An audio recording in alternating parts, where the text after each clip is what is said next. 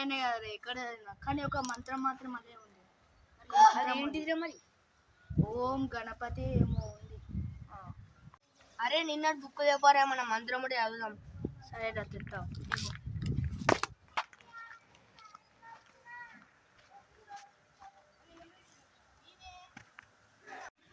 ఇగరా book తెచ్చిన మంత్రం గిల్లెల్లో ఉంది.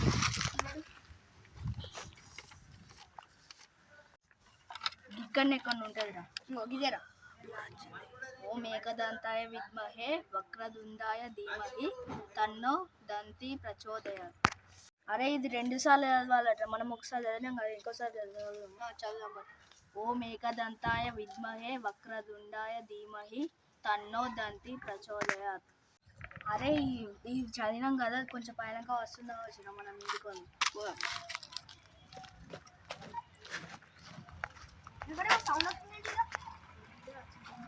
అదే అది ఏంటిదిరా ఏమో.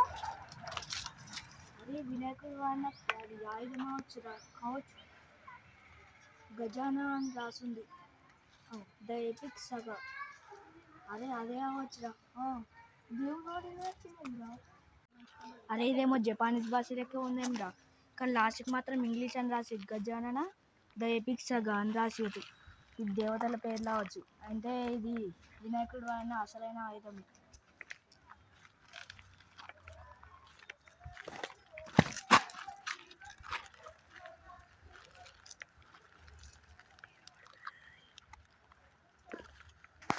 ఎందుకు వచ్చినాయి పాపం తీసుకున్నాడు మామూలు తీసుకొస్తాను. సరే పిలుచుకున్నా.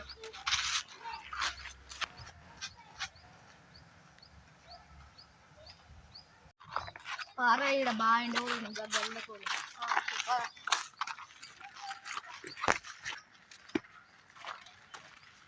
అదే మరి ఎండ బాగా కొడుతుంది కదా ఇంటికి కొద్దిగా.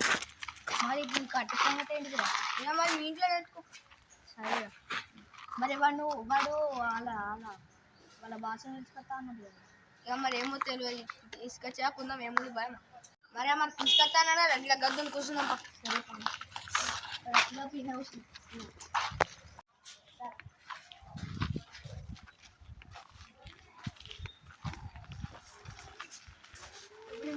కరెక్టే, నీ వెనక పెద్ద యుద్ధం జరుగుతాయి కావచ్చు.